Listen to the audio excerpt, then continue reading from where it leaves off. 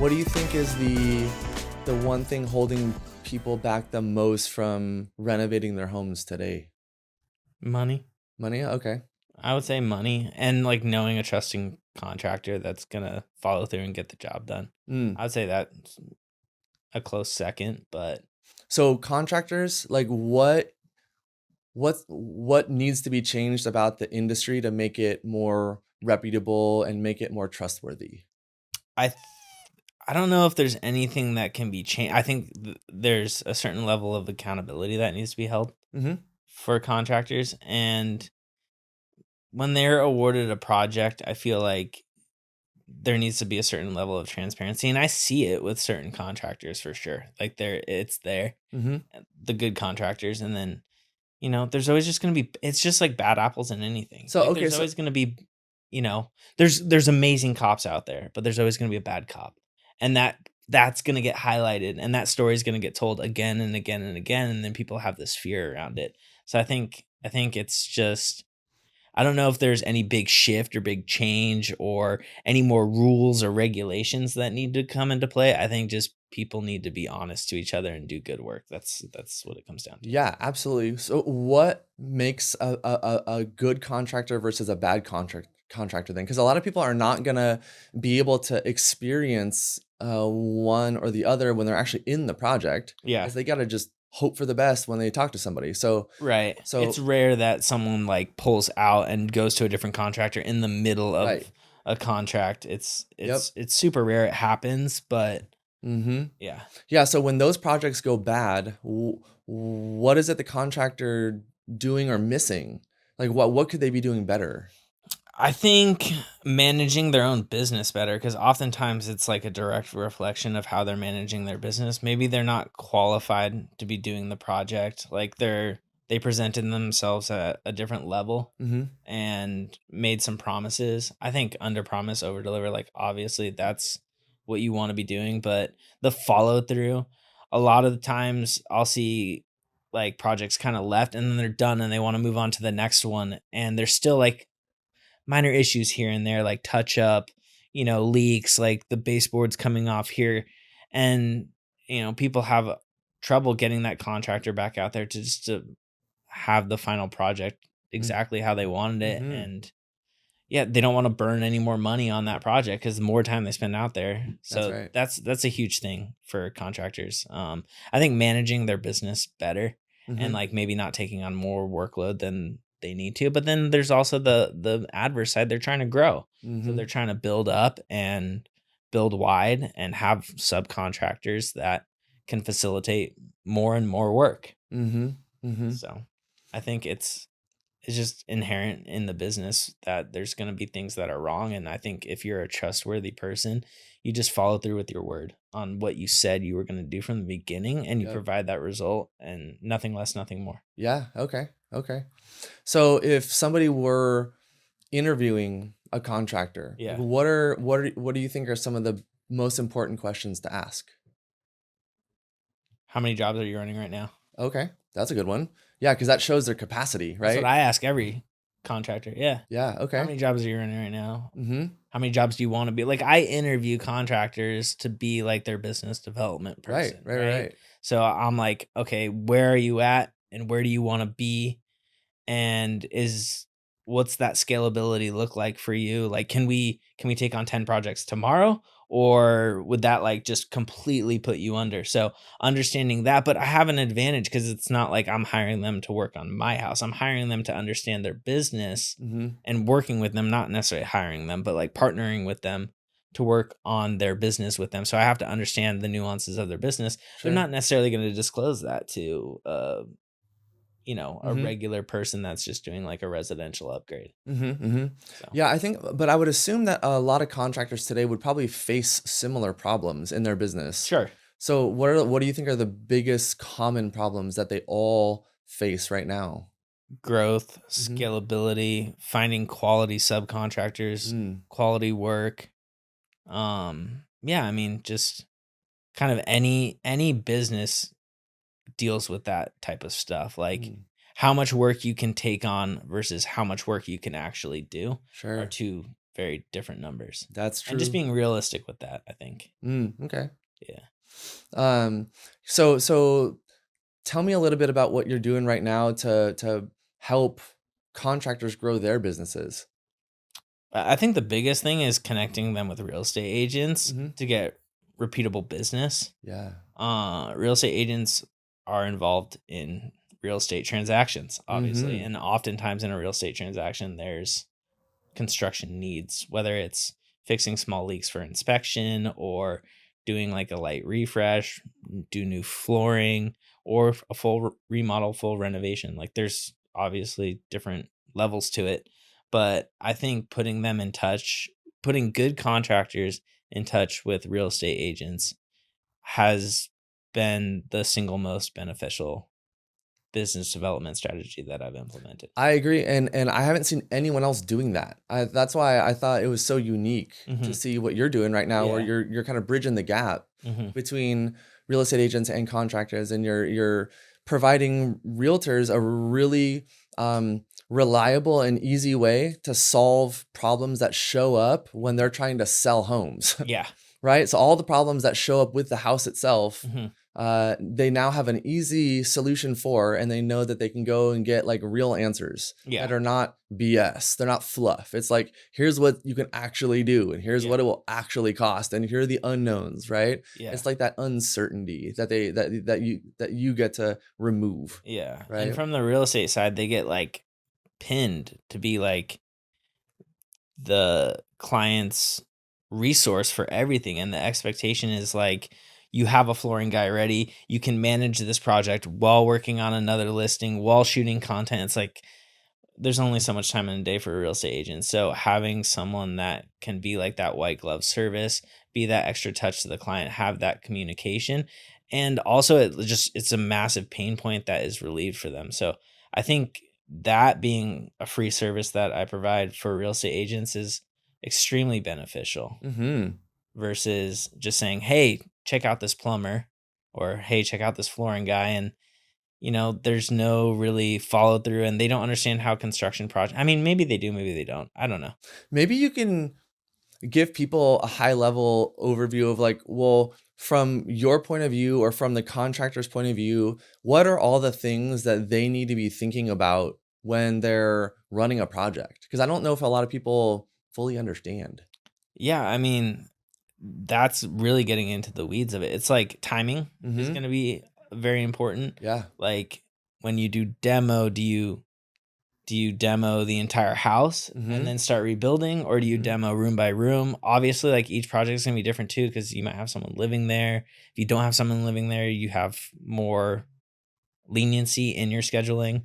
But when does the flooring come in, before or after the baseboards? Like this is just like construction knowledge that if you don't work on projects and see them on a day-to-day basis, it's not something you're just going to pick up kind of willy-nilly, I guess. For sure. You got to go through the reps to Yeah. figure it all out. Like, Yeah. and I know in my industry, like when you're learning how to do loans, Yeah. because like an example would be like one loan product would have like 600 pages of guidelines, and then you times that by like 3 or 4, and then you have to start knowing the nuance in there, and then how they all how they all compare, Right. where you can push and pull, all that stuff, right? So it's so much to learn. So sometimes the only way to learn is by just getting punched in the face. Yeah. You think you're going to do something, right? You tell somebody you can do something and you start doing it, and then you find out you can't. Yeah. And then you find out why. Yeah. Oh, there's a guideline right there that I missed or I didn't know. Yeah. But you had no other way in your life to learn that thing unless you got punched in the face and went down that road. I know. Yeah. Unfortunately, that's the best way to learn. So Honestly, you put your hand on a hot stove and it's hot, you're not going to do it again. yeah. Yeah. Exactly. Right? Yeah. Yeah. And that's part of like growing a business and starting a business. You have to put your hand on every stove around you, Yep. and you feel the wrath of it financially and Yep. physically, and Mhm. and the stress that goes with it and all that. But in the end of the day, like that's the only way forward, is pushing through those barriers. Yeah, yeah. I've talked to a lot of people in the construction industry, and in Mhm. your mindset and just the way you see the world and the way you Mhm. articulate yourself. It's so refreshing because you don't see a lot of that from the like contractors. They seem to be, in just the limited interactions I've had with them, Yeah. they're good at being contractors.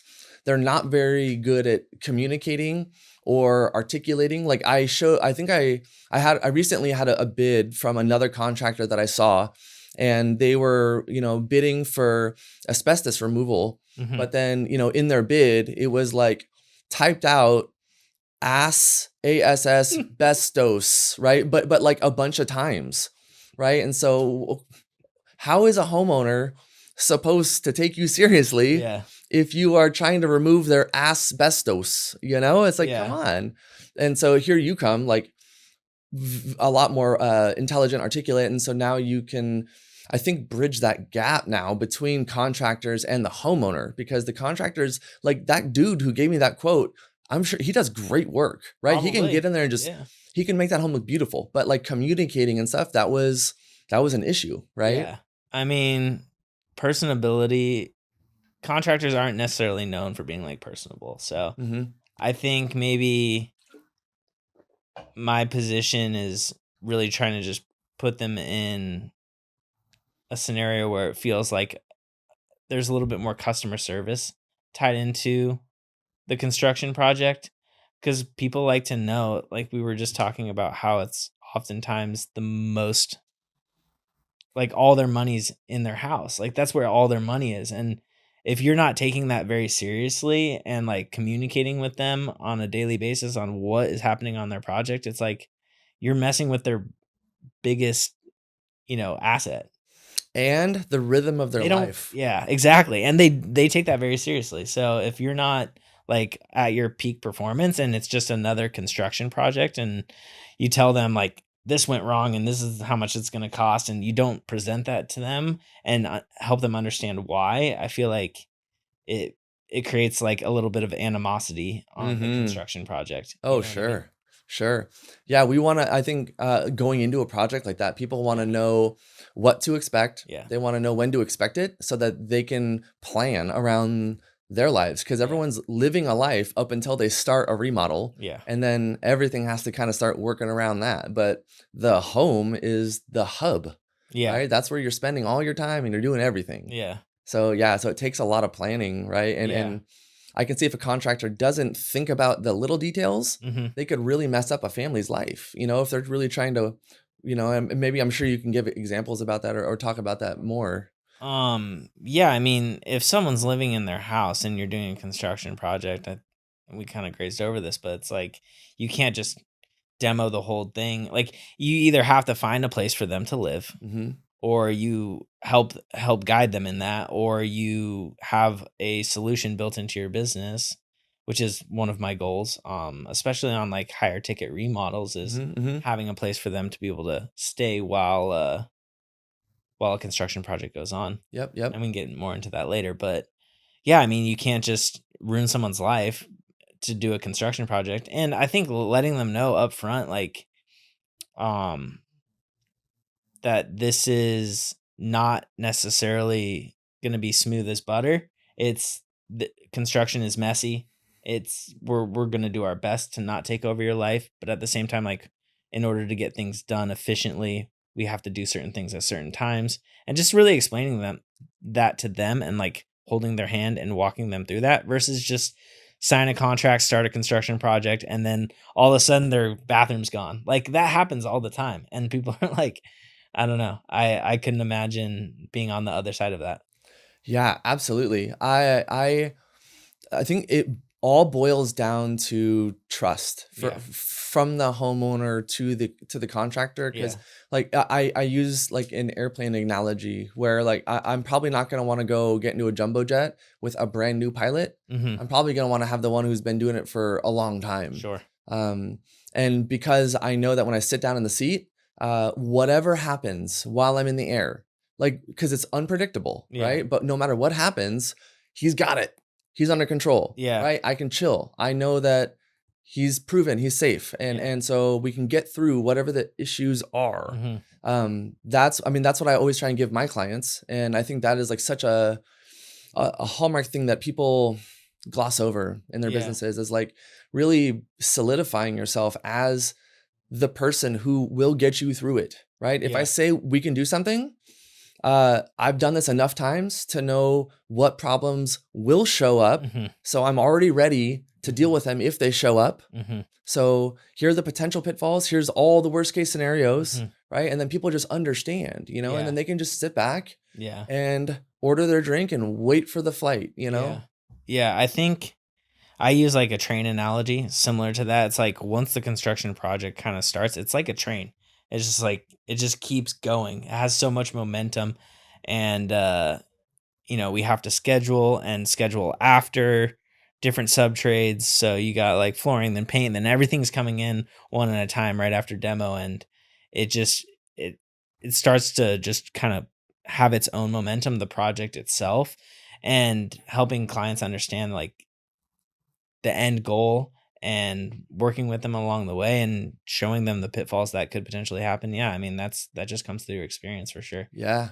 And I think like one of the big things is change orders. And that's like when someone submits a proposal or an estimate or a contract and you have this contract that you're going by, but then there's changes to the contract because of variations in the field, like issues in the field.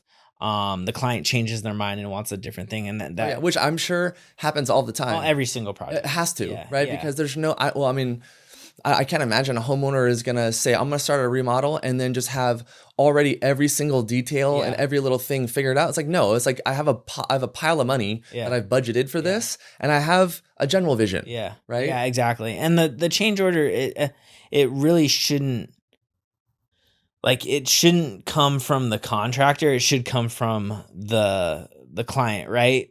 The contractor should have enough wherewithal to know what's going on in a project. But like at the same time, you open up a wall and it's a disaster. Like the plumbing's old. Like you know what I mean? You never know what you're gonna see. So there is that, and I try to write that into my proposals, show the client like there are pitfalls in construction. These are them. When we open a wall, we don't know necessarily what we're going to get. So just prepare for that. But at the same time, like this is what the price is if everything goes smooth and Yep. you make no changes on your side. That's right. That's right. Yeah. Yeah. Oh, I think one thing that would be valuable for people to understand Mm-hmm. is the flow of money to a contractor throughout the project. I don't know. Do contractors get to just decide how much they want as an initial deposit, and then as the Mm-hmm. project flows, or is that more decided between the contractor and the homeowner? Is there a standard way to do it? I don't think a lot of people know. I usually try and get a fair amount up front in order to start the project, purchase materials, certain things like that. And then once that money's gone, Mm-hmm, mm-hmm. just set Okay. up the next payment. Really, that's how I've been doing it. But on, higher level projects, there's definitely like certain stipulations and um there's baselines and stuff like that. Mm-hmm, Like on the mm-hmm. commercial side, for shop drawings alone, it's like 10 to 15% for architectural millwork. I know that because I'm from the millwork world, but it's you can't like ask for more than that. But it's kind of like pay as you go. But for people to understand, it's like, yeah, I mean, it's going to cost a certain amount to get this project going. We can't go less than that. Yep. Yep. If we go a little bit more, then we ask for less on the second time. So we just try to make, let's say it's $100,000 project and it's going to take 5 weeks. We spread that perfectly, 20,000 over. You don't want to front load the project too much because that looks weird. Yep. Yep. Like, how is it costing you $25,000 to do demo? You know what I mean? Yeah. And then the next payment doesn't justify the purchasing of all the kitchen supply, like the cabinets, the stone and all that. Like you want to balance it out so your cash flow also works with the client's cash flow. I don't Oh know yeah. if that was a good explanation. Yeah, no, I get, yeah, what I wanted to do is I wanted to give prospective or future clients or homeowners that want to undertake a project like that. Yeah. I want to give them as much insight into what they're about to take on, like Mhm. as much detail as we can give them, just so they can understand what they're Yeah. gonna be up against, for lack of a better term, because Sure. there's so many unknowns that will come towards them Yeah. during the project. Like nobody knows. You can't go into a project with 100% certainty on everything. It's impossible. It's a No. house. Yeah, it's an estimate too. Right. Like it's a budget for that, and we provide a proposal, and we Mhm. try to do everything we can based off of our experience, our knowledge, guesswork, pricing. Like you can't know exactly how much a project's going to cost prior to Sure. doing the project. It's Sure. just it's virtually impossible. So we try to get as close as possible Yeah. in order to make it so in the end of the day, the client's like, this estimate was $100,000. We're $250,000 in. Like, what happened? Mhm. We're looking at that. We're projected to do that. It's like that would not be a fun surprise. No. Yeah. Not at all. Yeah. Not at all. Um, I wanted to briefly shift gears and just ask a question that kind of popped in my mind that I think you would have a good answer for, because we're both millennials, and Mhm. right now, uh, millennials seem to be kind of jaded about buying homes, and Sure. and I wanted to get your opinion on why. What is it like from your perspective? Why are people not able to buy, or what are they seeing in the market? What do you think's holding them back? I think, look, when our parents bought homes, it was the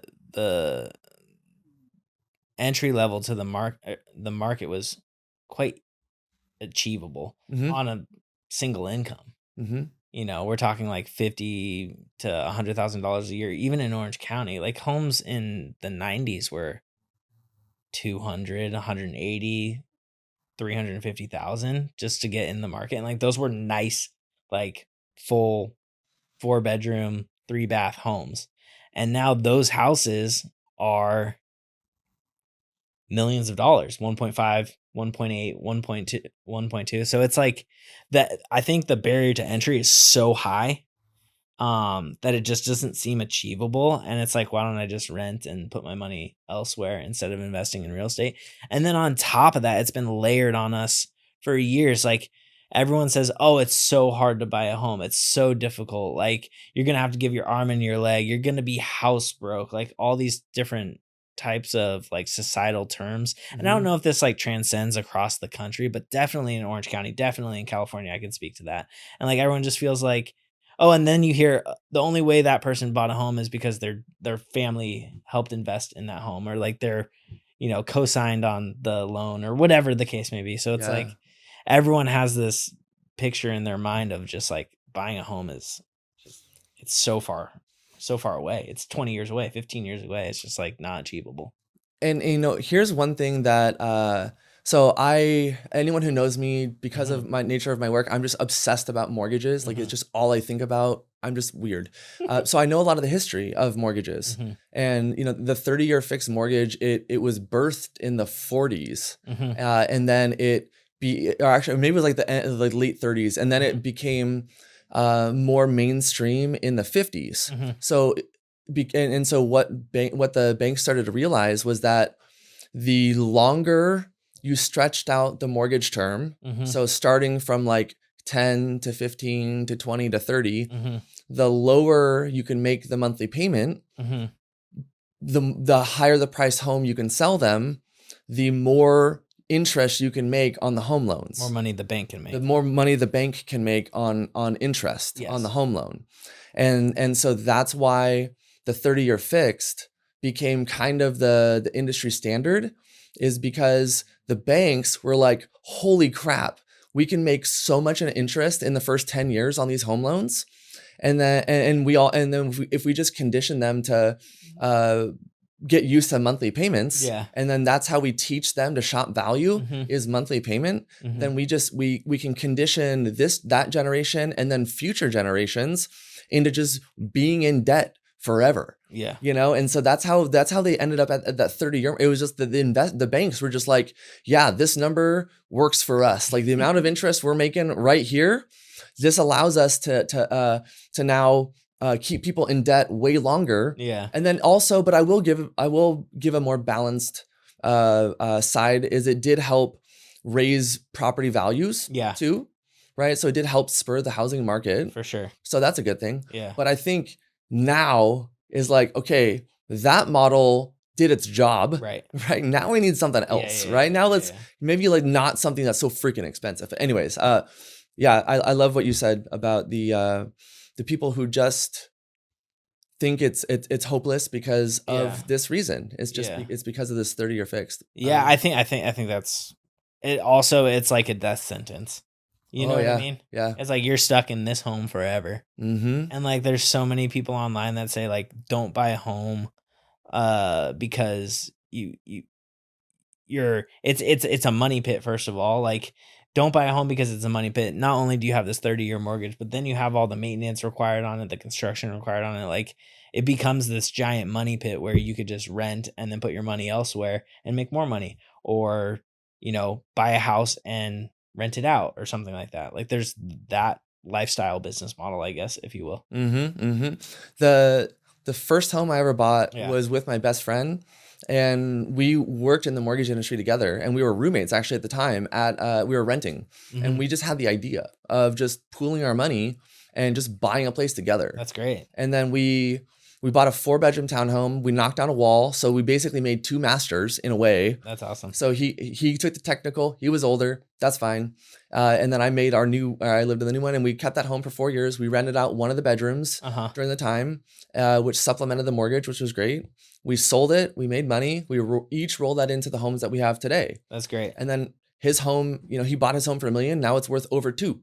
That's awesome. So like that was a pretty good investment. So Yeah. I think my advice to anyone who's waiting to buy, it's like just the best time to buy a home is when you feel financially ready for it. So there's different ways to buy homes now.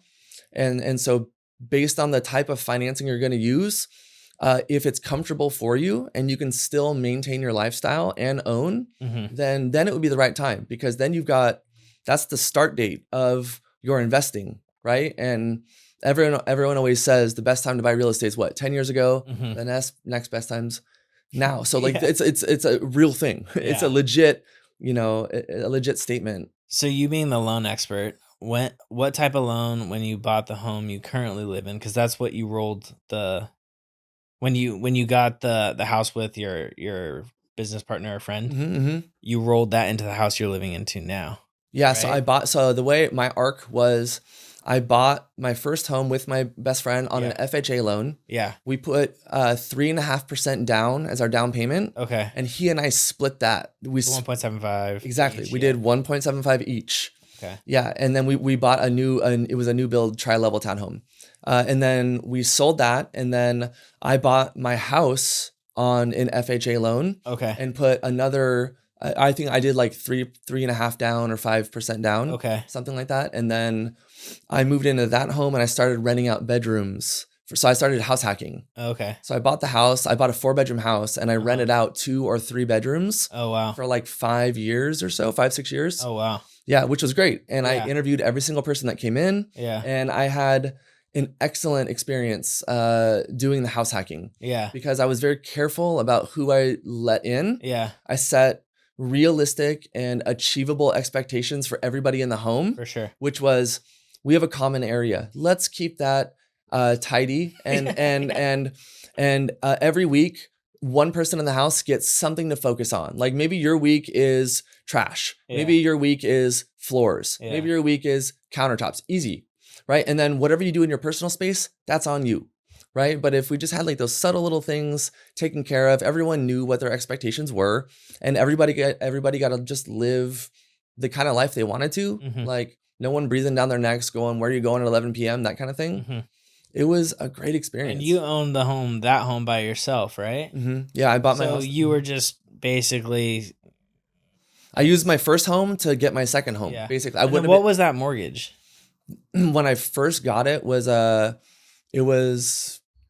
$3,500 a month, I think. No, not the. I'm sorry. What you were paying? Like it was a 30-year mortgage. Yeah, it was a 30-year mortgage because that was all I had access to then. Okay, that's all pretty much anyone had Okay. access to then, was just a regular 30-year loan. Yeah. So yeah, they don't build equity. They don't pay down your loan balance very fast. Yeah. You're more reliant on your home value going up in value based on appreciation. Yeah. Because I'm just thinking for your clients too, it's like you even used a 30-year mortgage because that was what was available Mhm. for you at the time when you bought your home.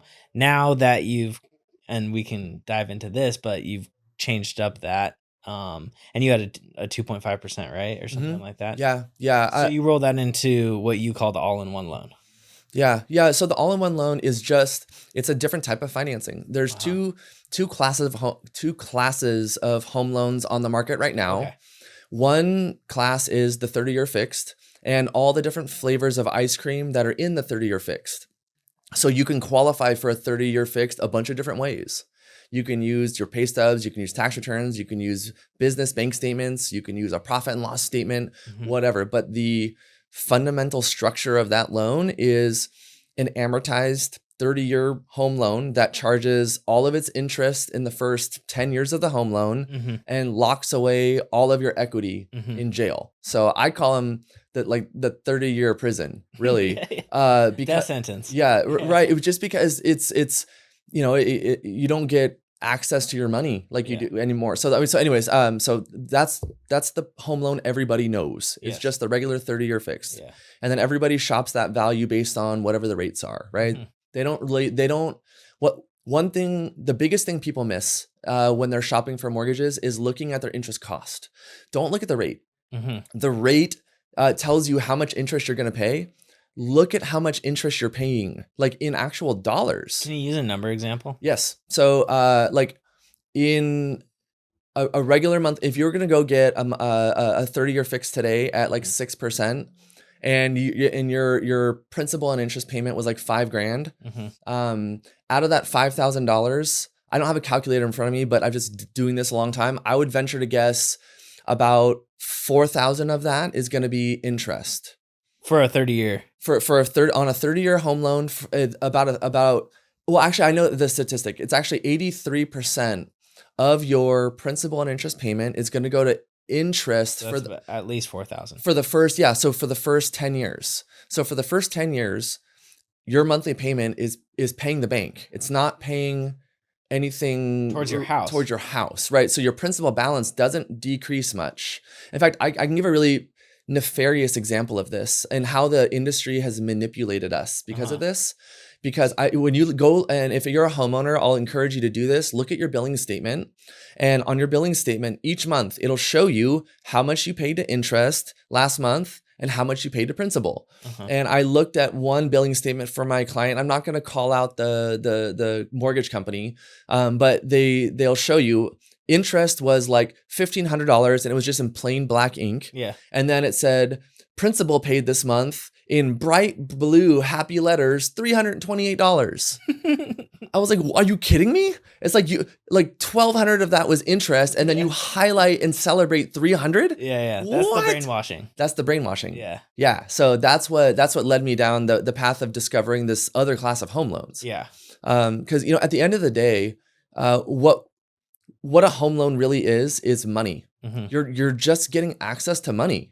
So what are the terms of the loan that you're signing up for? Like that's what's important here. And so this other class of home loan is it's the all-in-one loan, and this thing stands on its own because it's just so unique. It's a reimagining of home loans, really, because it doesn't operate the same way a 30-year fix does at all. Okay. I mean, it's night and day different. On a 30-year fixed home loan, the only thing you can shop is the interest rate on that loan, because that's the only way you know to compare value. The all-in-one loan puts all of the variables that determine how much interest you're actually charged to own your home forever, like with no more mortgage on it. It puts all of those variables in your control. So the all-in-one loan gives you back control of everything. The 30-year fix locks away all of your money forever until you sell your home or refinance. Right. And the all-in-one loan is the key that unlocks it. So it's a smarter home loan because it is it's an upgraded way to manage your money. So Right. so it basically marries personal banking and home loans, and it says, well, it like solves the problem of what's wrong with personal banking and what's wrong with home loans, and it fixes it at the same time by bundling them together. Okay. So I like to call this thing like the iPhone of home loans. Okay, we know what's wrong with home loans.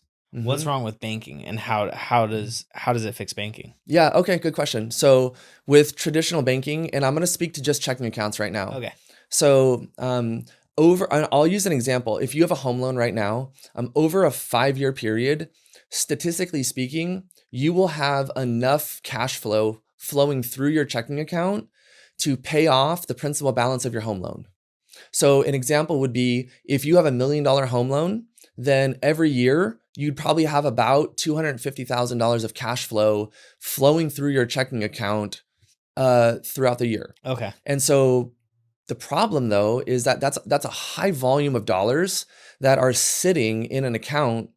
And for the time period that your money is sitting in your checking account, which Mhm. could be days, it could be weeks, it could be months, Mhm. you're getting zero benefit for it. Okay. So that money is just it's not doing anything for you except sitting there waiting to be spent. Right. So that's an opportunity that's lost right there Mhm. to do something with that money. Like can we make that money work somehow? Yeah. Like, is there a way to just use a checking account normally, right? Like with no other changes in your life? Is there a way to just have your paychecks come in and you spend like you normally do? But is there a way to put our money to work for us daily Without without removing access to it. without exactly Yeah. with no shift in lifestyle, Yeah. so you're still spending like you normally do. Like there's no changes to your day-to-day lifestyle. Right. You're swiping a card and you're spending money and having fun. Yeah. Your life doesn't change. So all we're doing is behind the scenes changing where we bank, right? Right. So now instead of using a checking account that does nothing for us, now we have a way to put our paychecks to work every day for us. Okay. And the way that we do that is by bundling the checking account with the home loan.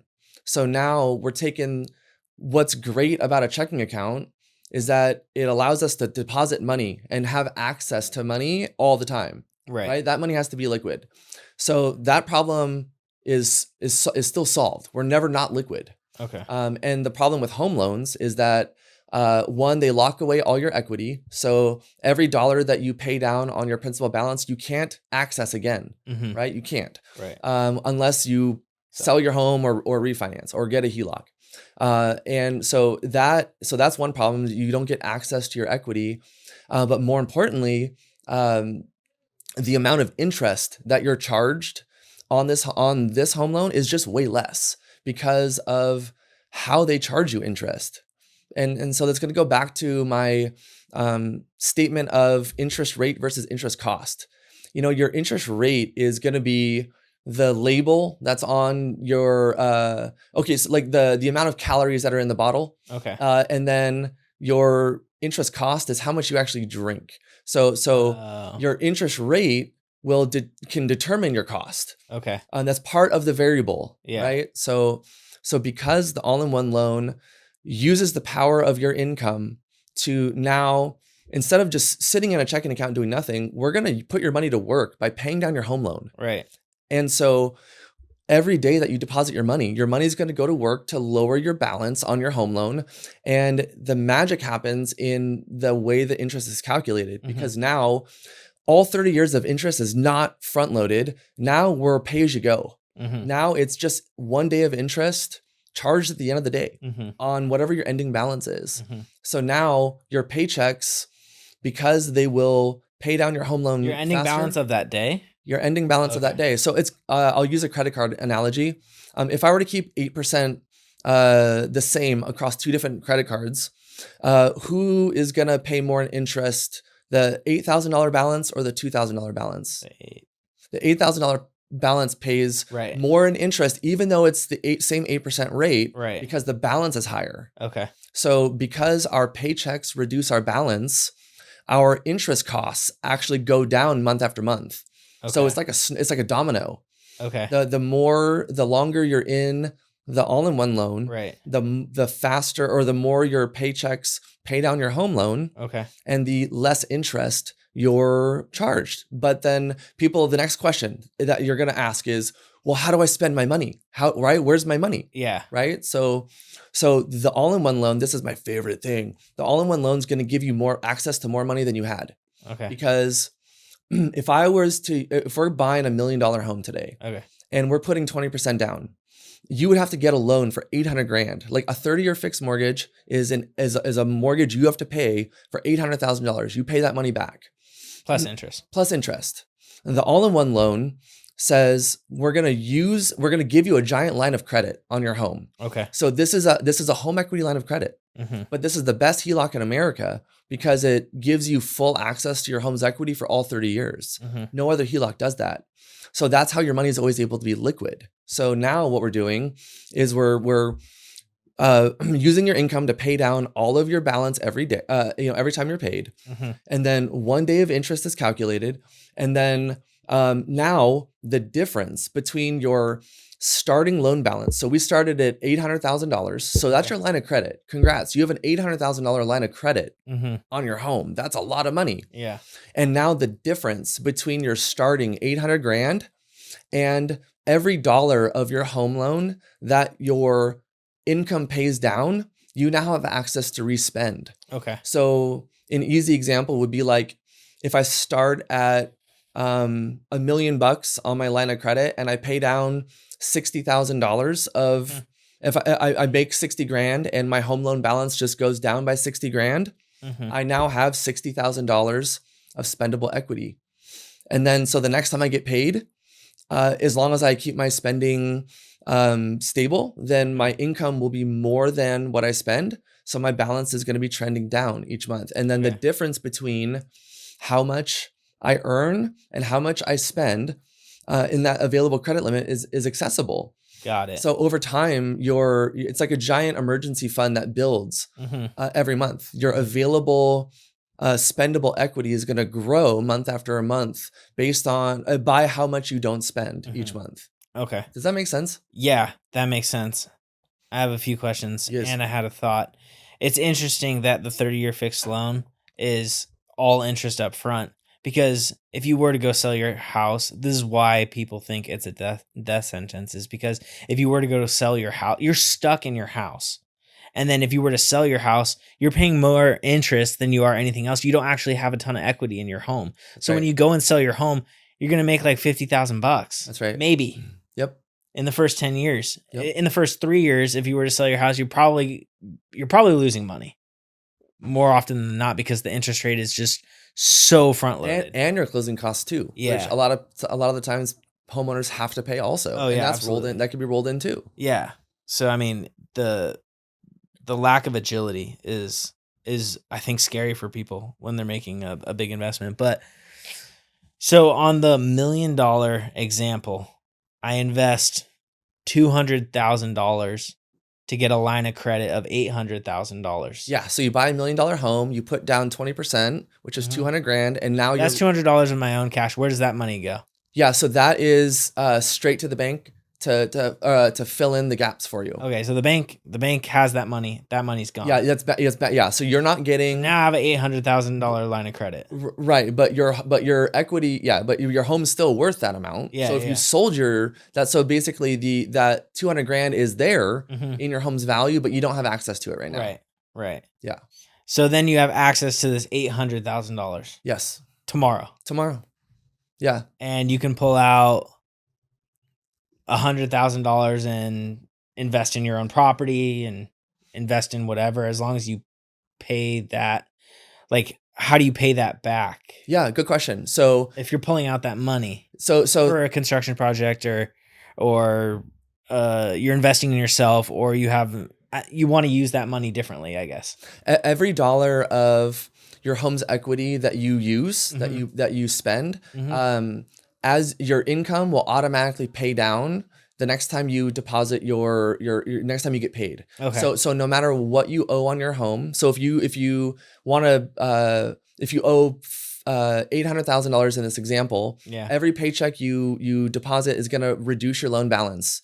So then the difference between your today's loan balance Yeah. and your starting your credit limit is Yeah. accessible to you. Oh, okay. So whatever that number. So if you've paid down $100,000, then when you open up your all-in-one checking account, your available spendable money is $100,000. Okay. So and you have I get it. So you have unrestricted access to that money. So Okay. you can spend the difference between what you owe and your available credit limit. Okay. And it's unrestricted. So you can see every day how much you have available. So if you wanted to do, so if you have $100,000 available right now in your all-in-one line of credit, then you can. It's as easy as paying anything. It's a wire. It's like sending a Venmo. It's easy. Yeah. Right. It's button clicking, Okay. and then the money goes out immediately. And then starting tomorrow, your loan balance is higher by that amount that you just wired out. And then now your interest costs are starting on that higher amount that next day. Make sense? Yeah. And then now and then every time you're paid, your income is automatically paying down that higher balance now. Okay. So yeah, so think of it as kind of like your income is a fire hose, and your home loan is the wildfire. Okay. And so you're aiming your income at the wildfire, and so the more income you deposit, the more water you have to fight your fire. Okay. And then conversely, the more you spend, or the less you deposit, the less water you have to fight your fire. Okay. So it's all dependent on you. You're still fighting your fire. Yeah. You just might go at a little bit slower of a rate. This is like the ultimate accountability loan. Yes, I love that. And I can speak to that. I think for fiscally irresponsible people that maybe aren't ready, this is probably not the best solution for them. Would you say that? Yes, because if people are upside down on their credit cards, they're not paying for their car loans, they're having issues paying their mortgage, like this can be a tricky situation for them, right? Because you need consistent cash flow to pay down. So yes. In the positive. So the all-in-one loan will be a little more scrutinous in the underwrite. It is private money. It is for a more well-qualified homeowner. But that doesn't mean people who have debt won't qualify. Because here's what I find: people are ADHD about their money, and they have 5 credit cards going. They have 3 different bank accounts, and the reason they are so scattered is because they don't have an easy way to manage their money. And the all-in-one loan is going to shine a great big magnifying glass on your behaviors right now. Yeah. So because you're not using other credit cards, and you're not using 8 different bank accounts. Your all of your income is going to be centralized to one checking account. Right. Every dollar you're earning should be going to one checking account, and then each person in the household spends on one favorite high interest or high reward credit card. Yeah. That's how you should be running your life with the all-in-one loan. Yeah, you should consolidate for sure. Exactly, because there's no reason. Yeah. And then also that strategy puts every dollar you earn to work every day of your life. Yeah. All right. So that's why I teach it. It's like every dollar you have now is going to work for you to save you on interest.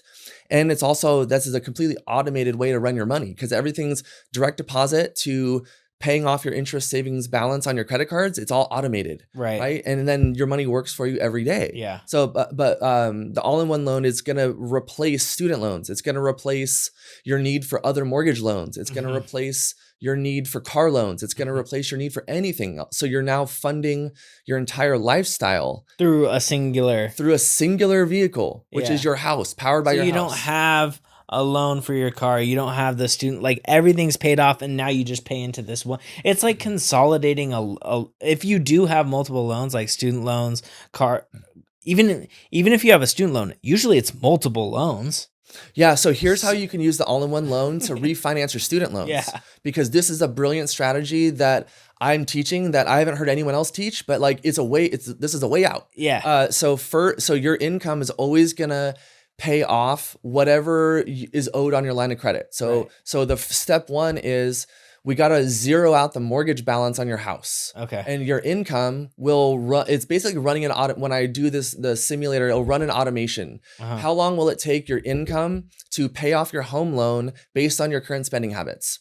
And then so we'll know at what rate your mortgage balance is going to drop. Okay. And then I turn you into your own refinance shop, because now what you're doing is you're using your available home equity to make chunks of payments to your student loans. So now what you're doing is you're converting your student loan debt into your all-in-one line of credit debt, which we know is going to cost you way less money in interest. Yeah. And then we also know that your income is going to pay it off right away. Yeah. But then we also know the all-in-one loan is going to give you access to way more money than you're ever going to need to solve any problems that are going to show up in the next 6 months. Right. So this is a way to speed run the payoffs of every debt you have, debts, yeah. on every piece of debt that is not serving you, right? If you're not leveraging this debt to make yourself money, then we want to zero it out, and then just have you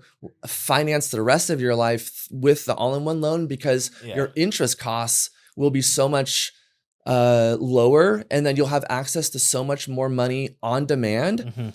Because you have access to all of your home's equity for 30 years. It doesn't shut off. So if you're 30 right now and you buy a home, you can spend your home's equity until you're 60. You have seed money for the next 30 years of your life. Which is so you don't need to use any other forms of financing. That's why this is so brilliant. And that's why it's so great at like setting someone up to live the next 30 years of their life, because now you can plug the holes in your boat that were slowly sinking your ship that you didn't even know about. For sure. And then now it like launches you. Yeah. And what's the hardest thing to like get, like, if you're trying to start a business, or I mean, like like if you want to do it's always the financial restrictions. Like everyone always says it takes money to make money. 1,000%. Like you need to make money. Like, okay, so let's talk about, this is one of the neat things about the psychology of the all-in-one loan and how it will make you a happier and stable person who will earn more money. Because the all-in-one loan, this is kind of a clickbaity thing to say, but it's 1,000% true. There's no required payment from you on a monthly basis. Right. So when you buy a home or refinance a home with the all-in-one loan, you will not be thinking about monthly payments anymore. The interest on the home loan for all 30 years, all that's ever due for 30 years is the prior 30 days of interest. There's no principal that's ever due on this home loan until the end of the 30 years if you still have a balance. So your income that deposits into your checking account is automatically for you gonna pay the interest charge for the prior 30 days. So you'll see that like in your transaction, like that will come out of your bank account, the interest charge. Yes, so go to obviously the lender. That's it. So here's an example. You have a $5,000 paycheck. Your prior $2,000 your prior 30 days of interest was $2,000. So out of that $5,000 paycheck that comes in, 2,000 of it is going to go to interest. 3,000 of it is going to pay down your principal balance. So 5,000 comes in, 2,000 paid off interest, 3,000 pays down your principal balance, and then now your interest cost is based on $3,000 less money starting tomorrow. And then now the next 30 days interest costs will be even lower. Dude, and I feel like that feels nicer for this reason, because like normally you get a paycheck if you work for someone, or you get to pay yourself or whatever it is, and you get a paycheck, you see that 5,000 come in. Now that 5,000, like let's call it 4,000 of it, if you're in a 30-year fixed loan, goes to interest. Your loan and your interest. 4,000 goes to interest. But it goes in the bank account, and then it goes over to your mortgage, right? You have to physically, or I mean, unless you automate it, but like you have to physically pull that money out and put it in that. And that feels bad. It feels like you're putting money somewhere else, not in your own shit, because you don't have access, or you don't have access to the equity of your home. So you're like you're giving it to the bank, you're giving it to your house, which is like a pie in the sky of ever paying that off anyway. So the money comes in from however you're making money, and it goes into this all-in-one account, and then it divvies it up there. I just think whether or not that's more beneficial as far as like you making more money or keeping more money or less interest rate on your house, that feels nicer. Absolutely. It's just a more efficient way to manage your money on a daily Yeah. Yeah. basis. Yeah. It's just inefficient Yeah. right now to use a separate checking account and a 30-year fixed mortgage. Yeah. A third of Americans will spend their income, or I'm sorry, Americans spend a third of their money on interest over their years, Yeah. or over their lifetime. So in your life, most people will spend a third of their income on interest. That's gross. That's gross. So the all-in-one just says, we're not going to do that, right? So this is a banking relationship with a home loan. Yeah. The bank is also getting your cash deposits, which they love because they make money on short term, right? That's what banks do. Mhm. So that's how they win, right? They win because they get your cash deposits and they get a little bit of interest. For sure. But they're more betting on you long term because they know that, well, if we're running our finances out of just one account, we're not going to mess it up. We can see it's a magnifying glass on our life. We know we're taking the pressure off of somebody from having to feel the weight of a monthly payment, because I know from personal experience after talking to so many people when I've done these all-in-ones is people don't see their lives like more than 90 to 120 days down the road. They don't get to plan. They don't get to plan that far. But the all-in-one loan, when I'm talking to people, I'm driving a bulldozer through the wall that is blocking you from seeing the rest of your life. Because what I'm doing is I'm basically starting a bank in your name. I'm saying the bank of John Smith is now open for business. Mhm. Your working capital amount is your starting line of credit, which would be in this example, 800 grand that we were talking about. And you have access to 800 grand for the next 30 years. And there's a little nuance in there, but not that worth getting into right now. Right. But yeah, so basically unrestricted access to your home's equity for 30 years. So now I don't have to think of monthly payments. Now I just have to focus on making money. That's all that matters. Yeah. Because now every dollar that I deposit, and it can come from any source. If you start a side hustle, if you're door dashing, if you're whatever, you just link all of your checking accounts that you have today with your all-in-one loan. And then as you have money come in, just let it live in the all-in-one loan until you need to spend it. It's so simple. Yeah. So now cash flow from anywhere Mhm. can just live in that all-in-one and reduce your interest costs on your home loan. Mhm. And then so now I just need to focus on making money, because the more money I deposit, the faster my home loan pays down, the less interest I pay. Mhm. But I have available to me all this money for a full 30 years. I don't have to think in terms of 30 days, 60 days, 90 days. I can think in chunks, 6 months, a year, 5 years, and I can plan, right? Because I know I've got this money, this giant this ATM that is now in one of my bedrooms. I can go and just press if I need to, I think that's probably the mindset of people who are, very wealthy, is they kind of start out with this, $1 million seed money, or they start out like, and to be able to bring that to someone who maybe doesn't come from money or is still continuing to work their way and grow their financial portfolio, I think it's a pretty impressive tool to have. It was the Rothschilds who came up with the idea of using your income to pay down the money on a line of credit and then doing your spending out of a line of credit, because your interest costs are so much lower when you do that. Yeah. All the all-in-one loan does is automate that process for you. So I'm automating you being able to do rich people shit. Yeah. That's what this is. It's automated rich people shit. Yeah, that's the accountability. Yeah, exactly. And I don't like talking about a financial product that's this brilliant like that, but I also need to summarize it in a way for people to just understand like what it is. Yeah. You don't want it to sound gimmicky. That's the thing. Like this thing it's been around 20 years. So since 2005, it's been here in America. It's been on tens of thousands of people's homes, and there hasn't been one single person who's ever lost their home to foreclosure. So I would go on national TV tomorrow and say, this is the safest, smartest, and lowest cost home loan available today. And it's the first meaningful upgrade to home financing we've ever seen.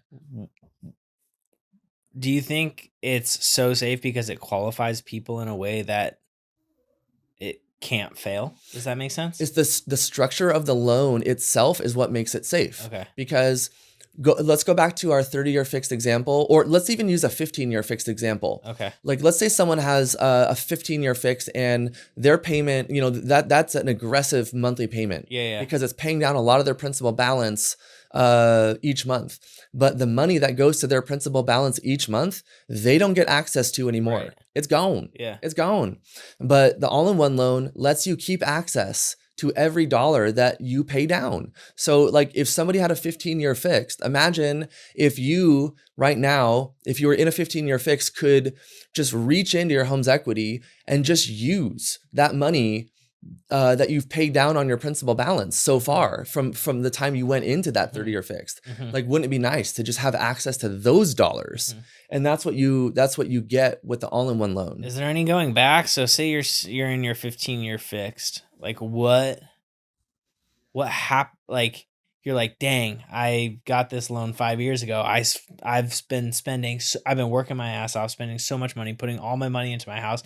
I'm kind of house broke, I guess, if you will, but I'm going to grind through because I only have another 10 years and then I'm free. I own my home outright. I have all the equity in there. The interest is paid off. I feel good, but I'm frustrated now because I'm going through it and I want to be fiscally responsible. I don't want to pay a lot of interest, but like, what's the solution for those people? And do they have access to that money they already paid into that loan? Yeah, good question. So, in a traditional 15-year fixed, if somebody's in that, they can absolutely refinance out of it, and then they can regain access to their home's equity dollars to put it to work. So not only now, also I want to say, if you're in a 15-year fixed and you are in one that's relatively recent, like maybe 8 years or less, you're still paying mostly interest. So and just a rule of thumb is, so you don't actually you haven't paid that much into the equity yet. Exactly. You're still paying because it still amortizes. That's the thing. Amortization's a bitch, man, because if it's a 30-year fixed or 20 or 15, it's still front loaded.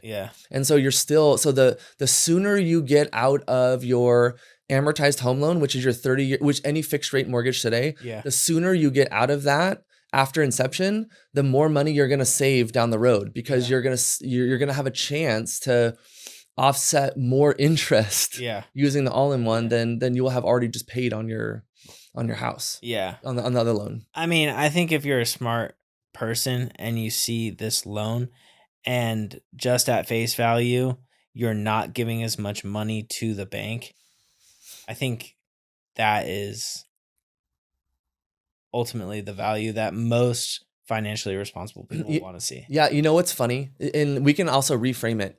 I would say give your money to a bank that actually benefits you, because your money is still going to a bank. It's just now it's the bank of you instead of a different bank, another lender, right? Now you're redirecting the money that you were paying in interest back to your future, right? Because now we have a way there's a vehicle to do it. There's an easy way to just get in the car and do it, right? Instead of having to do all of the manual work of like moving your income in, like doing the OG Rothschild technique of like, doing that yourself. I think so. You had that 30-year mortgage, and I think we should explain to people what you're doing with that and why, and how it's bringing value to not only like your personal life, but like what you recently did this, right? It was like within the past month.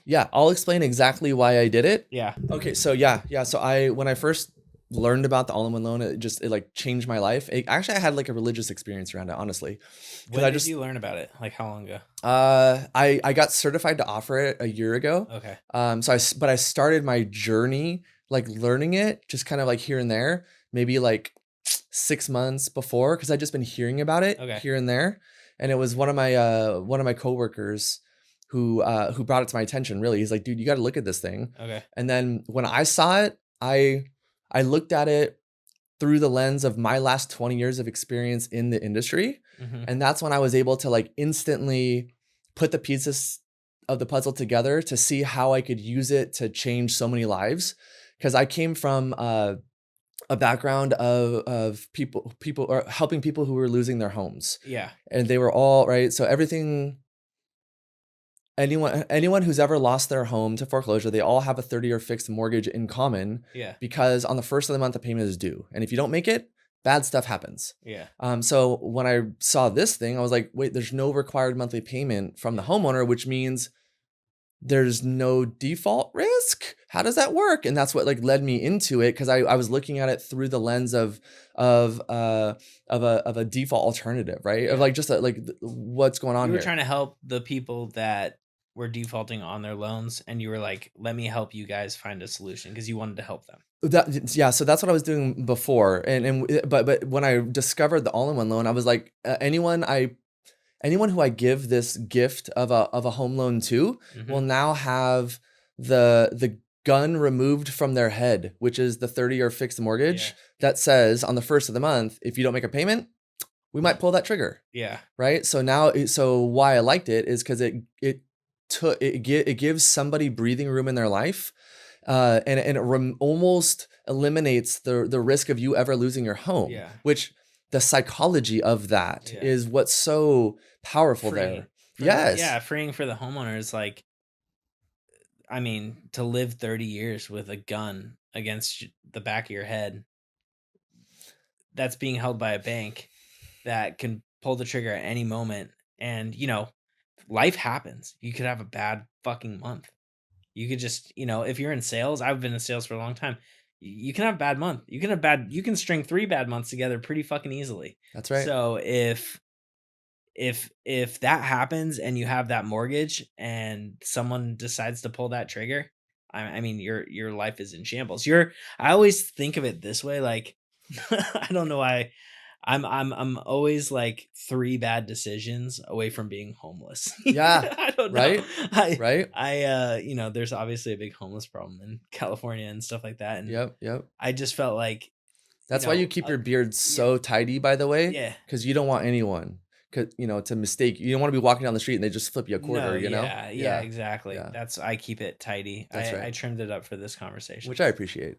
It looks good. You do have the better beard, that's for sure. Yeah. And dude, it's just scary to think that you have a couple bad months and your life's in shambles. So I've talked to thousands of people who were behind on their mortgages, and what I learned is that, like you said, life happens. But the one thing that could have solved their problem is if they had access to their home's equity when they needed it. To tie them over until they close that big deal or something else happened, dude. Something happened in their life to cause a drop in income. And I've heard the worst stories imaginable, and my heart goes out to anybody who's ever lost their home, because I know how hard that is.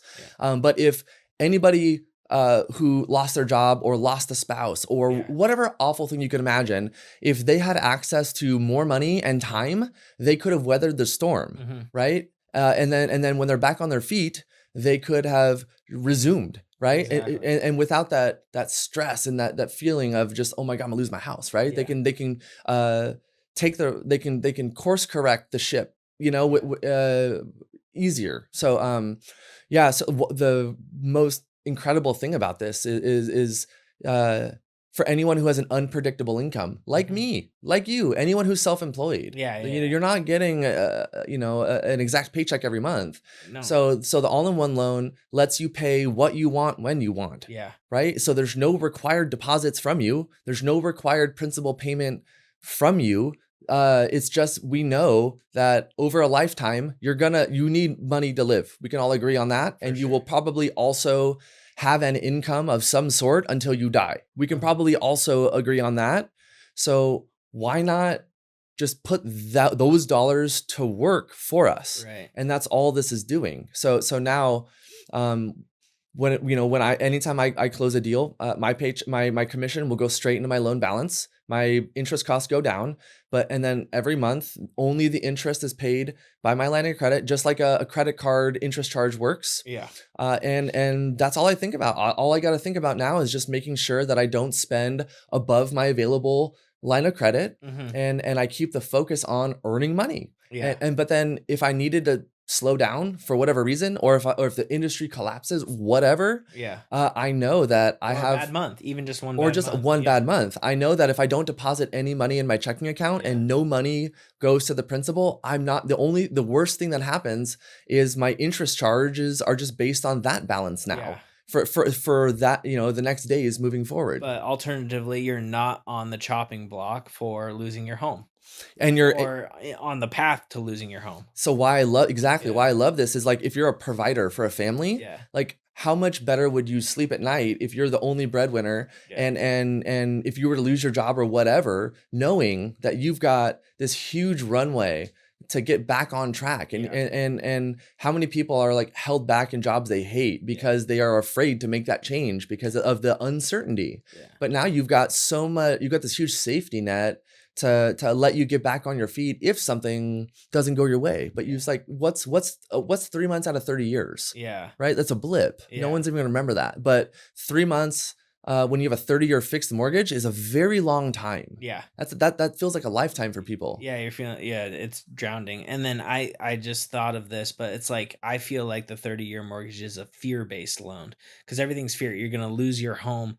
If you don't pay it, I mean, everything associated with that is like around losing your home, or not being able to pay for your mortgage, and all these different things, where the all-in-one loan is like the incentive-based loan.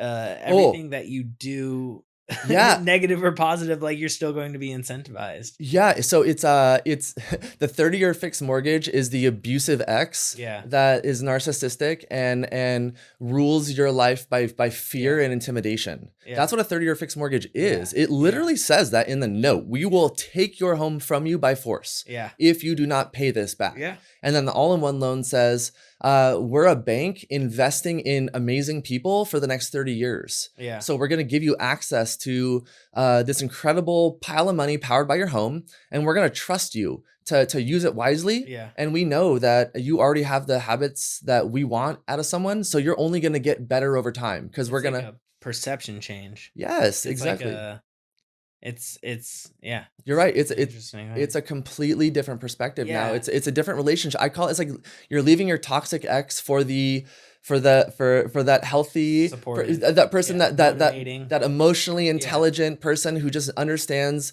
their feelings and yours and listens and is there to support you, right? It's that relationship. Gives you leeway when you make mistakes. That and is there to run with you when you want to crank it. Yeah. When you want to run, it's there too. Yeah, because life isn't full velocity all the time either. Like sometimes we get lazy, stagnant, whatever it is, and maybe we don't see the financial effects of that for 2-3 months after that, but it happens, and it's ebbs and flows. And this works with you through your ebbs and flows versus just punishing you for an ebb. Yes. Yeah. And why I like to call this my lifestyle design tool is now we can, because money, I like to call money fun coupons. Mm-hmm. Okay. Fun coupons. I heard someone say that recently, and I loved that saying, because money is going to give us experiences, and it's going to enhance the quality of our lives. Mm-hmm. And we use money and then we die. We don't own it. So the all-in-one loan lets you use money more wisely so that you can live a higher quality life. So when you have the all-in-one loan, you can design in, let's say you want to take 6 months and go to Bali, right? And just take a little break, a sabbatical. You can literally design that into your master life plan if you want. You can say from January to June, I'm just going to chill.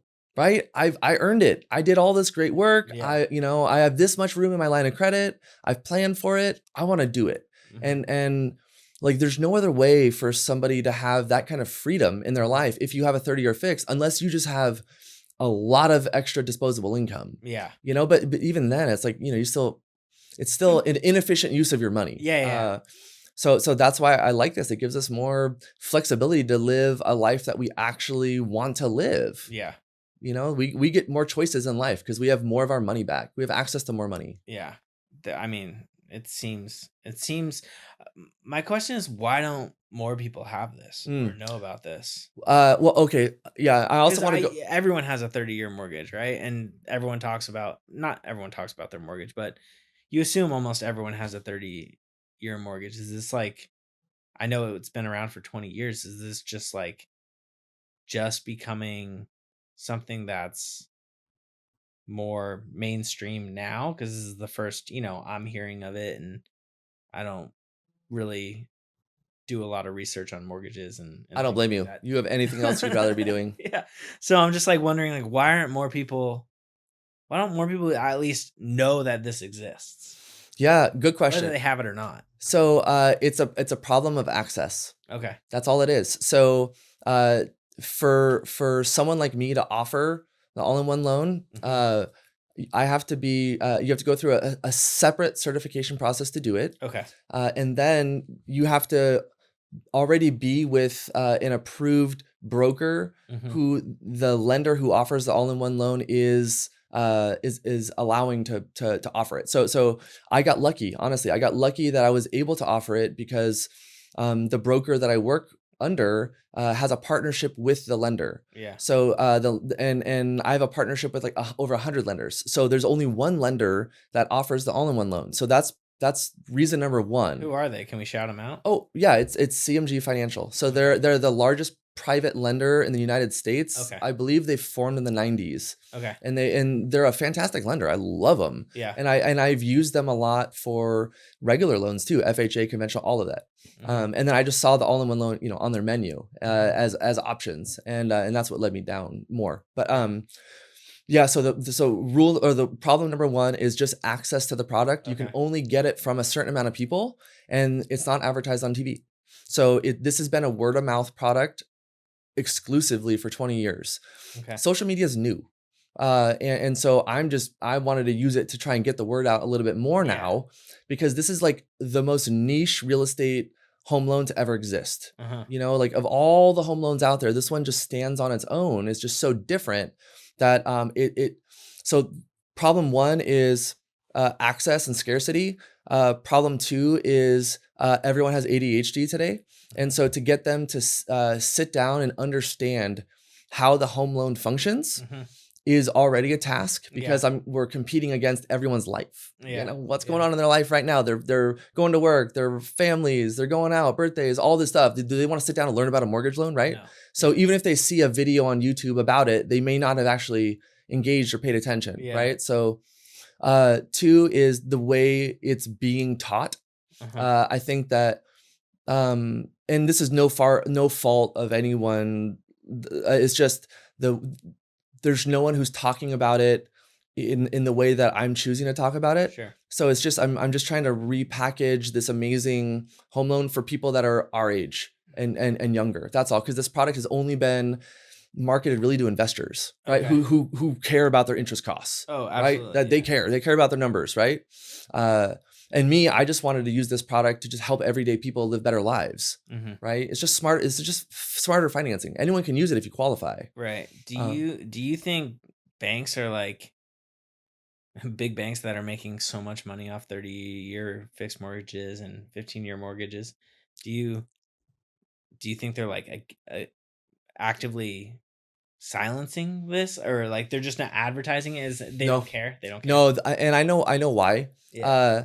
Mortgage debt is the highest volume of debt in the United States. Yeah. So it's higher. There's more mortgage debt than there is student loan debt. Okay. And almost all of that is conventional 30-year fixed mortgages. Yeah. So it's just dollars. Like the amount of money that those home loans are making those guys enough money. The reason this home loan was birthed was the owner of CMG Financial. He was overseas, and Australia, I believe, and New Zealand and Canada use this form of banking. It's called offset banking. Okay. It's you're just using a sweep checking account to sweep over money to reduce your daily interest costs. Like that's what it does. Yeah. That's it. Boil down to it. Yeah, it's just a math problem. That's there's an automation that runs a math problem for you, or anyways. But he thought about bringing that over here because he thought it was an interesting concept. Uh-huh. And so it's always just been this little I don't know if it's an experiment, but it's just an option that's for the right person, but it's always just been there. I Yeah. call this the most slept on home loan in the United States. Yeah. It's been there. It's just there hasn't been enough people shouting at it amongst everything else going on in the world right now. Yeah. There's not enough people shining a spotlight on this thing, which is Yeah. what I'm doing, Yeah, right? yeah, I'm just yeah. saying, everyone, for a moment, let me just shine a spotlight on this. So you know it's an option, because Yeah. this thing is great. Yeah. Instead of using a 30-year fix, because like if you use this, your life will be way better. Yeah. That makes sense. That's all. Yeah. So it's just I invite people, go on YouTube and watch videos of the all-in-one loan, how people explain it. Yeah. You're going to watch two people on Zoom, and it's the first 10 minutes of the conversation is them just BSing. Yeah. And then they're going to go over a generic PowerPoint that everyone's been using, the same PowerPoint that was put out by the original lender. And so everyone just kind of repackages the same thing. Yeah. And so it's so unless you have someone in your life saying, I need you to stop, go look at this thing, right? You'll never hear of it. Yeah. Yeah. It's just there's not enough lenders offering it. So currently, how are you using the all-in-one loan to benefit yourself? Yeah, I meant to go over that. Thank you. So there's a few reasons why I love this thing. One is it takes the pressure off of me to have to worry about market shifts and what my paychecks are going to do. Okay. And so I know that I can now think in terms, like as far as like growing my business, Yeah. I can think in terms of like 12 months, 24 months, instead of I need to close a loan to make my mortgage payment. Okay. Right. So one, it takes the pressure off of me personally. Yeah. And it allows me to relax a little bit. Yeah. And think strategically longer term. Yeah. So that's one. When there are bills to pay and you have pressure and it builds up, it creates an urgency behind your decision-making process. And I think sometimes, I mean, everyone knows commission breath and stuff like that. Like, you change who you are based off of the pressure behind the money that you need to bring in order to just sustain life. 100%. And getting rid of that pressure it was the number one reason why you went from a 30-year fix to the all-in-one loan for yourself. I personally touched the lives of thousands of people who lost their homes to foreclosure. Yeah. And I knew that this was an answer to that for myself. Yeah. I don't ever have to think about the F word anymore. Yeah. I don't. Yeah. Right. I only have to focus on earning an income. Yeah. And that everything else takes care of itself. Yeah. Everything else in my life's automated now. Yeah. From the time I get a paycheck to the time money leaves my all-in-one checking account to pay off my credit card before an interest charge hits. Yeah. My money's working for me every single day until it has to get spent automatically. And I don't have to think about life in terms of 30-year, in terms of payments every 30 days. Yeah. Right? Monthly nice. payments. So I get to change my psychology now, which is really great. And then two, another reason I did this was I love my dad so much. He is the reason why I'm successful. He enabled my life. He enabled me to make decisions for myself that led me to where I'm at today. And he sacrificed a lot. So he didn't get to save for retirement. Yeah. And he's not ready to retire. So I'm going to be using the all-in-one loan to buy my dad a house to retire in. Oh, that's awesome. Because, and what I'm planning on doing is cranking and trying to close as much as I can so that I can get more room in my line of credit faster to go ahead and buy him the house, right? So I'm going to redeploy my home equity to then buy my dad a house. So my goal will be to pay quote unquote cash for a home for him. Right. So I'll pay down enough money on my line of credit to have enough to then pay cash for a home. So the next home I buy won't have a mortgage lien on it.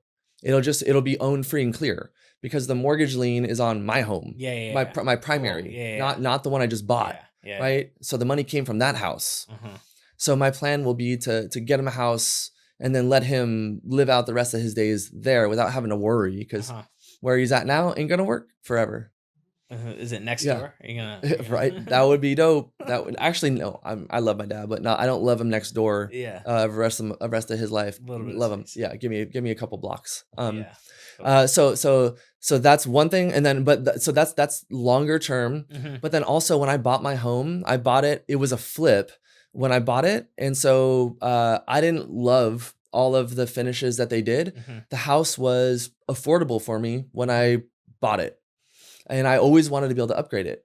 And I just never had the money to do it. Yeah. And then when I finally ran the numbers for my all-in-one, I'm like, wow, okay, I can save more money on interest than staying in what I was at before, which was a 2.5. Plus, I can have access to spend my home's equity to improve my home. So not only can I live in a better space now, but I can do it for less money and interest, and I don't have to change my lifestyle. In fact, my lifestyle is actually going to get better now because of it. So I pay less money and interest, and I get a better lifestyle because of this home loan. Yeah. So I get to take the pressure off of myself for performing, right? For producing. I can think longer term, more strategically about my business. I can upgrade my house where now it's nicer. Now it's worth more money. Yeah. Right. And then in the future, I'm going to have access to redeploy that same home equity to get my dad a house in the future. And then when I get that home paid off, I can buy another home as a rental, and then whatever opportunities come up my way in the future. It's 30 years of access. So I don't know what the future is going to hold, but now I've got a big old pile of money that I'm able to deploy tomorrow if I needed to.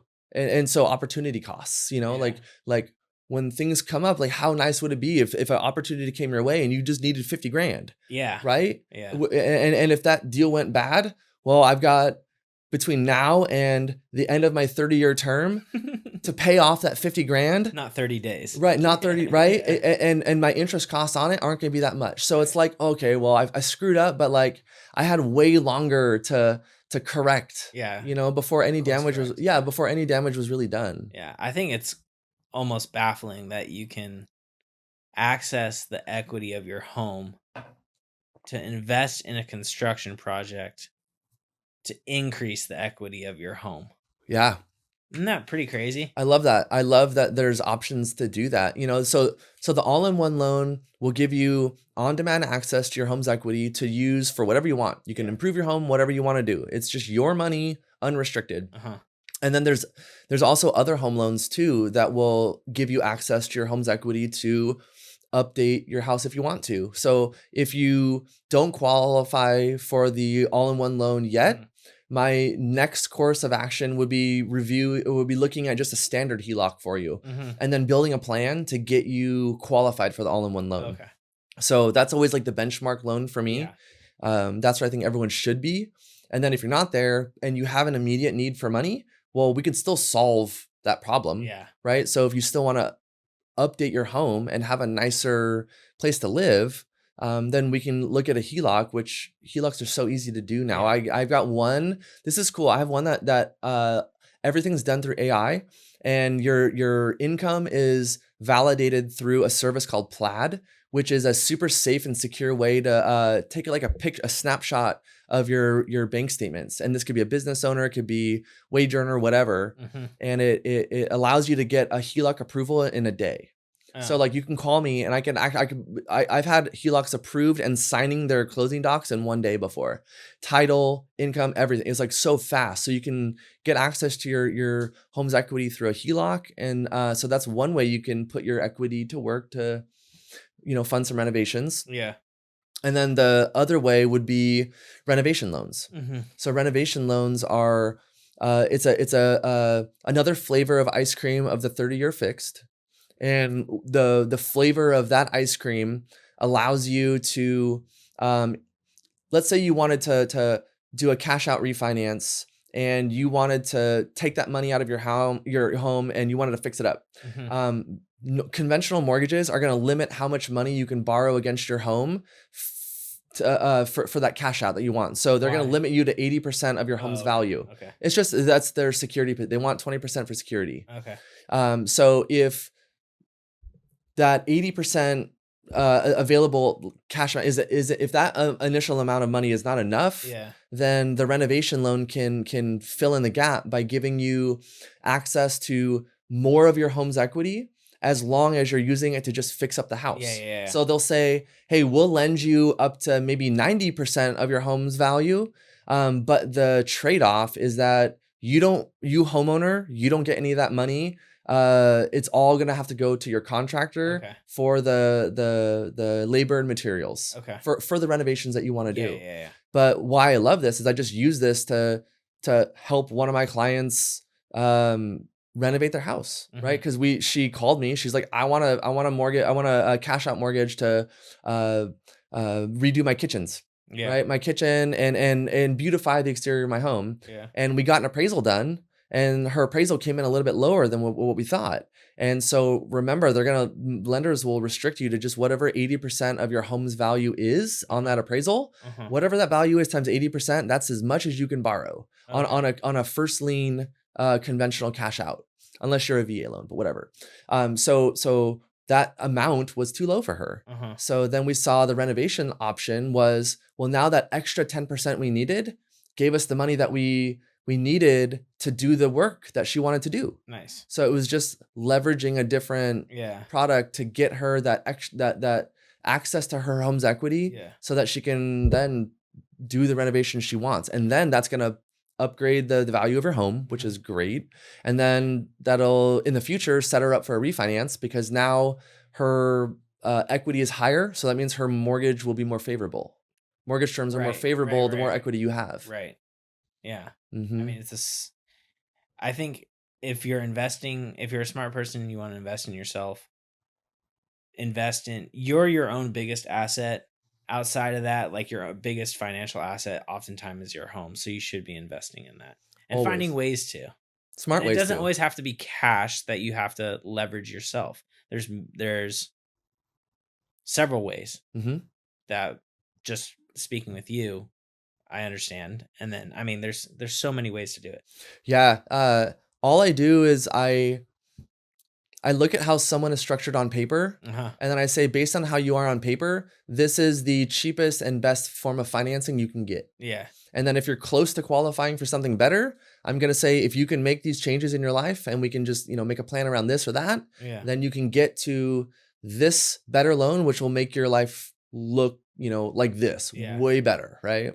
Do you ever have people not qualify for the all-in-one loan?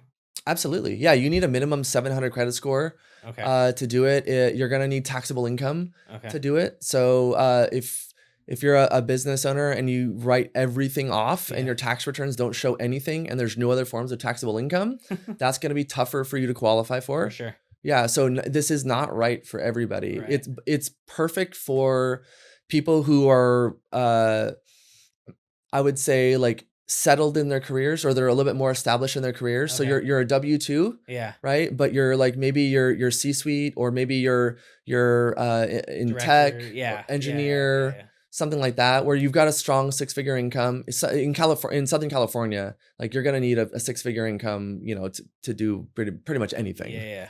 You got to just be, and then also you have to have some money already put away in savings. Yeah. So the all-in-one underwriting guidelines, aim at a special person, at a specific person. Uh-huh. And so they're designed to be behavioral screening.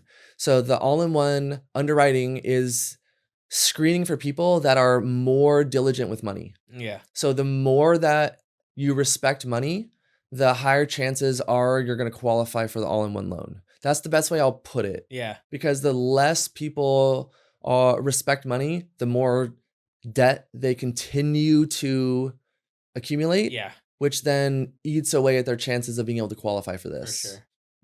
And are they looking at that over a 5-year period, 10-year period, lifespan? 2? Just 2. Oh, wow. Just the last 2 years. Oh, interesting. Yeah, if you're self-employed, if you're a Yeah. business owner, or if you're commissioned, if you earn commissions, we're gonna look at the last 2 years of your income. Okay, cool. Yeah. If you're hourly or if Yeah. you're like maybe salary Mhm. and you've been in a similar line of work, but you just got a new job and now you're making more money. Yeah. No, we'll count that. Of Yeah, course. yeah. We'll count that, but it's Yeah. not it, but it, yeah, if you have an unpredictable, if you're a realtor, if you're in sales, Yeah. we're going to be looking at an average of Like your a commission commissions. base, yeah. Yeah, because this is the reason this home loan has had no defaults in 20 years is because of who they let in. The underwriting. Right? The underwriting. Yeah. So we cannot allow somebody who does not have good spending habits access to all of their home's equity, Yeah. because that could be dangerous. Yeah. And then it ruins your perfect record too. That's true.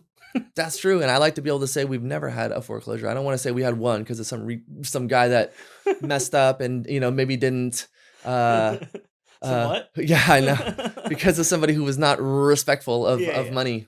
Yeah, That's all. and then he needed to do needed to not get approved for that loan, I think. Yeah. Mm-hmm. Mm-hmm. Yeah. Yeah, but where I think you and I would have a lot of opportunity to help people is, people, they struggle with, one, how do I finance my home remodel? And Mhm. then two, how do I get it done in a really easy, seamless, safe, trustworthy way? Yeah.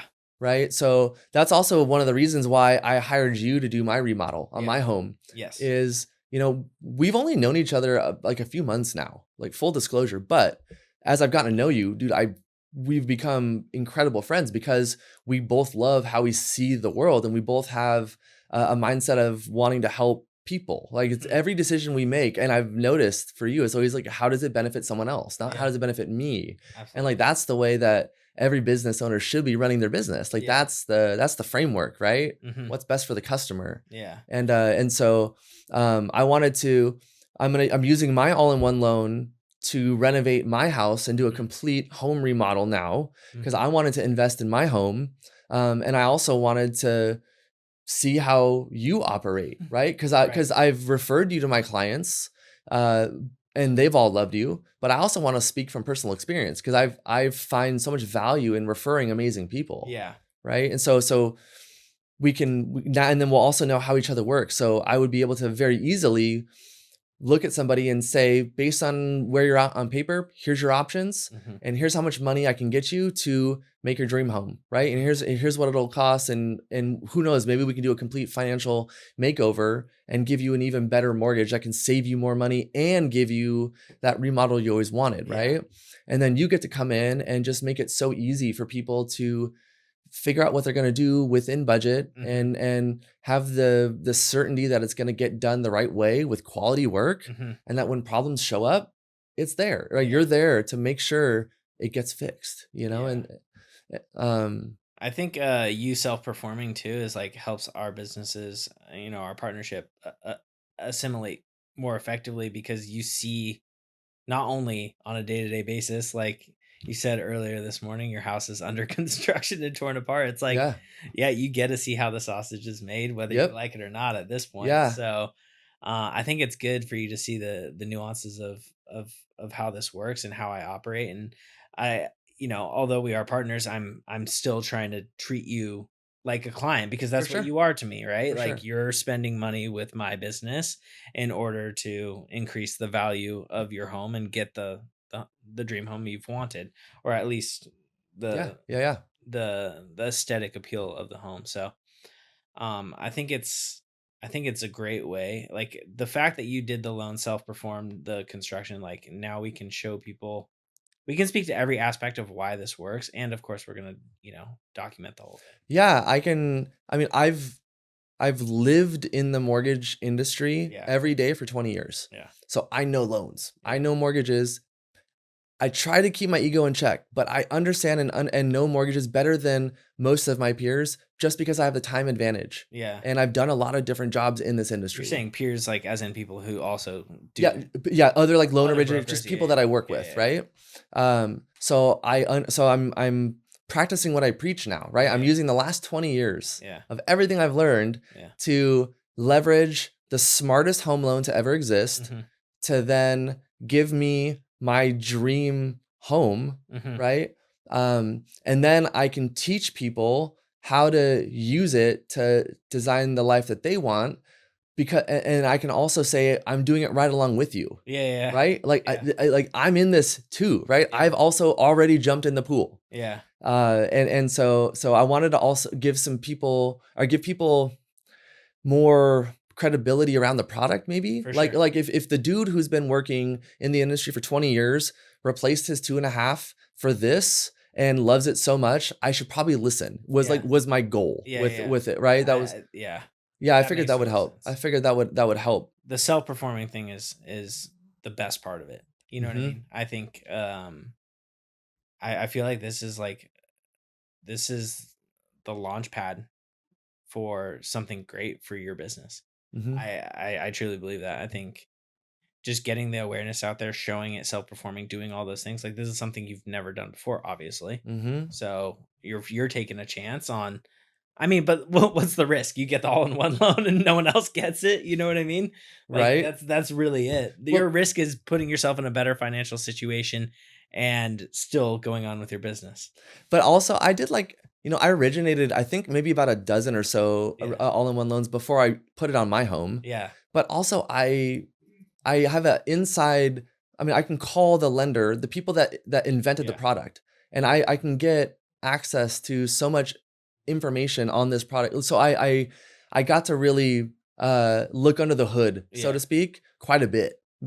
before I started talking about it publicly, because I wanted to make sure I was an expert in this home loan and I could confidently talk about every nuance and Yeah. how this home loan compares to any other home loan in America. And so I can do that now. I can compare and contrast the all-in-one loan to any other home loan out there and Mhm. tell you why it's superior, right? Mhm.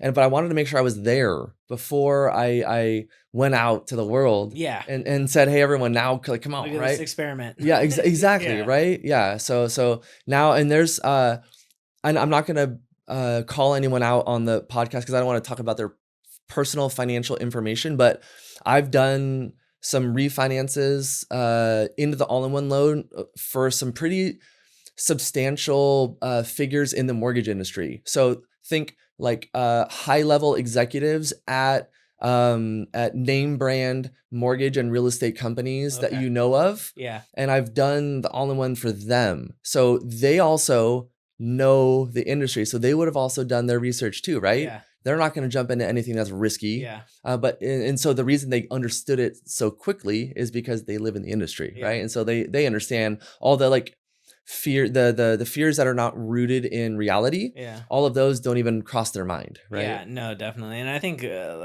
we talked earlier on like brainwashing and just like a way of life. Like people get afraid of change, and to hear that there's a product that doesn't, like, I'm sure millions, I don't know the number, but millions of people have a 30-year mortgage, right? At least. Yes, more than that, Yeah. more than that. Million, yeah. So Yeah, there's a ton of, like, there's it's so weird to, there's trillions of mortgage debt yeah. right now. So there, it's so weird to think that there's another way of life, I guess. Hmm. It just we've been,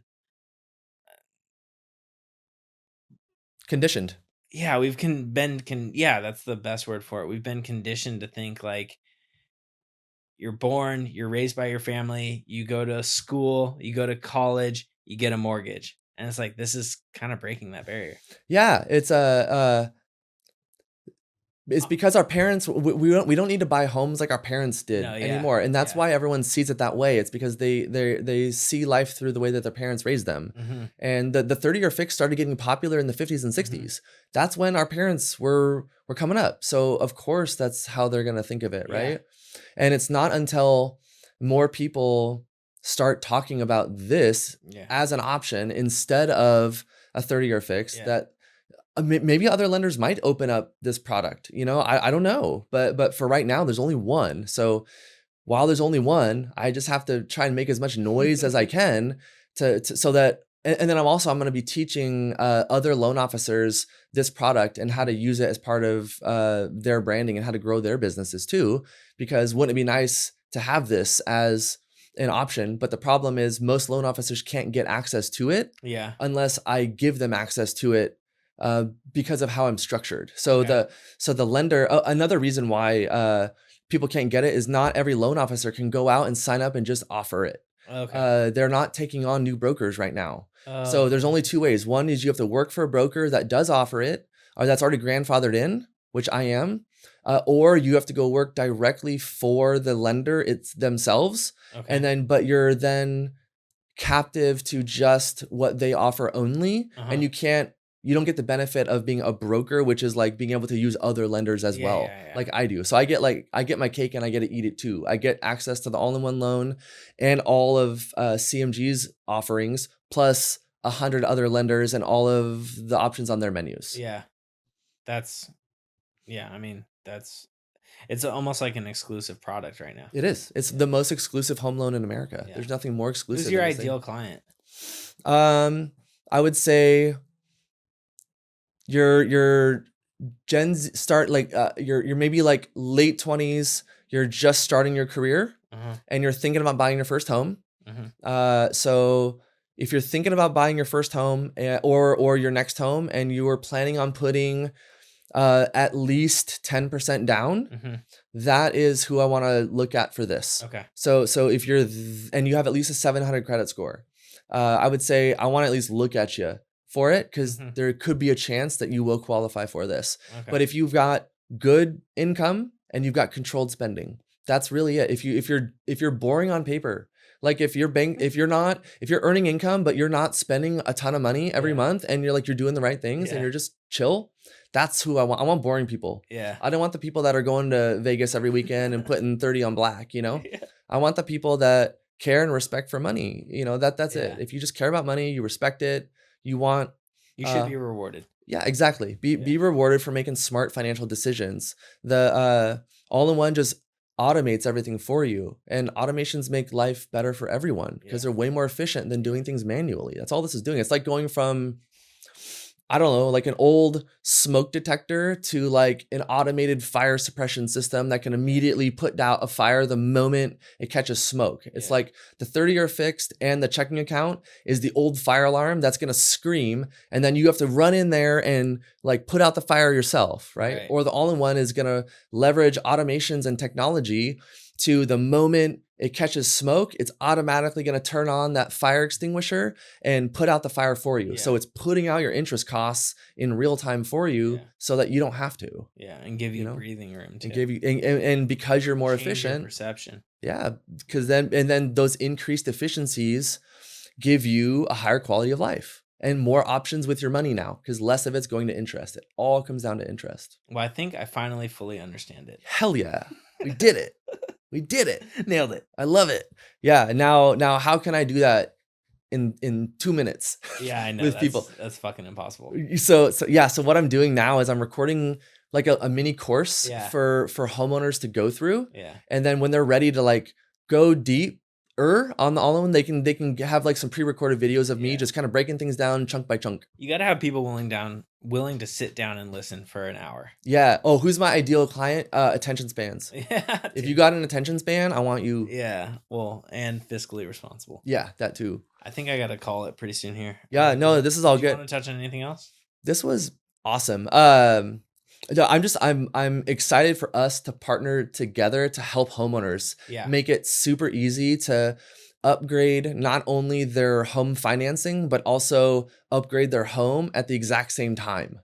I mean, how cool is that somebody gets a chance to get, not only a financial makeover, but also a home makeover at the same exact time. Like who else gets an opportunity like that, So that's why I'm really excited to go down this journey with you as a partner. I know this is a very unique partnership. I don't think a construction company has ever partnered with a mortgage broker. I agree. I've never seen it before. Not even a construction company, a construction consultant. Yeah. Partner with a mortgage broker. I mean, that's a pretty cool combo. But I would say you should also make friends with more mortgage brokers too, because I get asked all the time by my clients, like, do you know somebody who does this? Do you know somebody who does that? I'm like, yeah, now I do. I got a guy. I got a guy who does it all really well. Yeah. And who will just slam dunk every time. Real estate agents and mortgage brokers are my top. That's it. 1 and 2. Yep, that's it, man. Yeah. But yeah, so I'm just excited to change some lives, save people some money, let them live better lives in better homes. In better homes. That's it, man. Tink. Awesome. All right, we did it.